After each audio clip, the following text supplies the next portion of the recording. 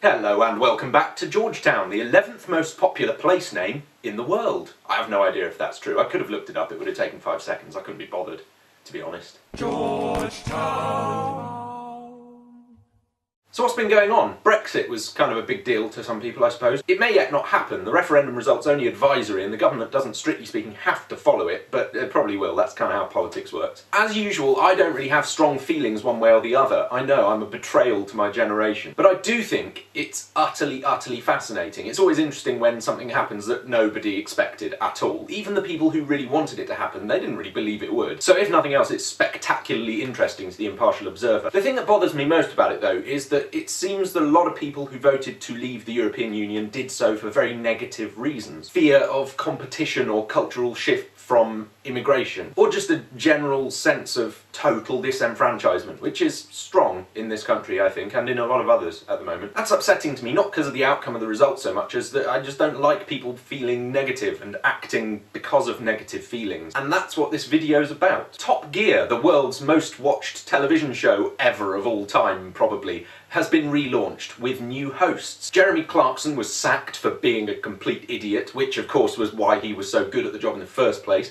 and replaced by Chris Evans, who is shoutier than me, frankly. And Chris Evans announced this week that he's going to be stepping down at the end of the series because everyone hates him. And again, I think it's a negativity thing. He came on board with this attitude of, oh, we better not lose the core viewership. We'll just make the exact same show, but without any of the stuff that made it good. The humanity, the controversy, the personalities interacting. I'll shout a bit and wear boots, and it'll be fine. And it was fine. It just wasn't very good, because they were so afraid to alienate anyone that they didn't take the opportunity to reinvent the show and do something interesting and new. It ended up just being the same as before, but less good, which is never fun. Speaking of things that are less and less good, the England football team played in the European Championships and stopped playing in the European Championships because they were dreadful. They lost to a plucky Icelandic team, and frankly, even as a proud and excitable England supporter, I have to hand it to Iceland. They were fantastic. They had a plan,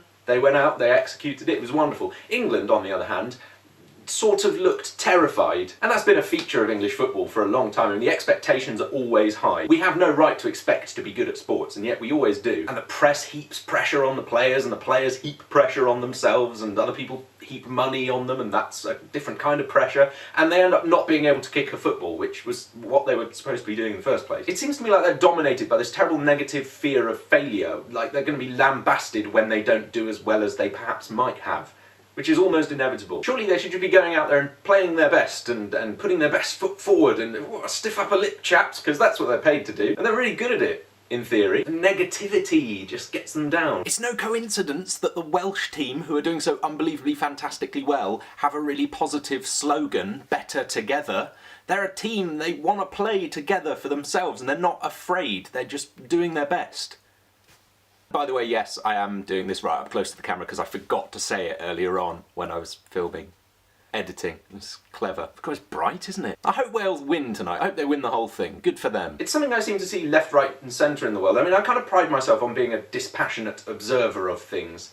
And the amount of negativity that drives people is terrifying. People do stuff because they're afraid of what will happen if they don't. Or just because they want to get one up on someone they don't like. Or even quite honestly and well-meaningly because they think something is awful and horrible and they want to stamp on it until it dies. But I've got a thought for you. The Vlogbrothers, the wonderful, marvellous Vlogbrothers, have had this thing for a long time now, the foundation to decrease world suck. The idea being to grab negativity and pull it out of the world. And that sounds like a really good idea. Except that it's entirely focused in the direction of negativity. Let's all seek out badness and focus on it so that we can eradicate it. Looking towards badness all the time worries me. They also have this motto, don't forget to be awesome. Smart lads. I would like today to suggest a twist in viewpoint. I put it to you that the world would be a better place if, instead of spending all our time and energy reaching out into the world and trying to grab and strangle badness, we just looked inside ourselves and tried to find some goodness. We could call it the campaign to increase world glow or something. World good. World niceness.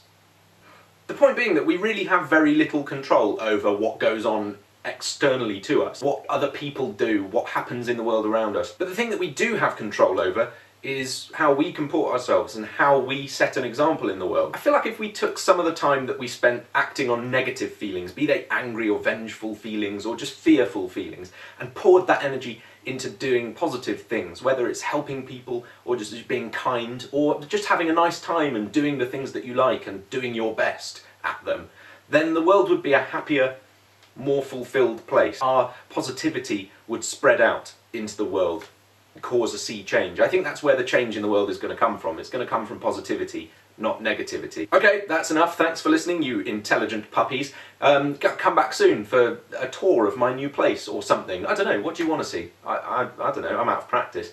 You tell me, comments. Oh, and click like on the video. It shows up higher in search results if it has lots of likes, so more people see it. That would be awesome. Have a wonderful day, and I'll see you soon.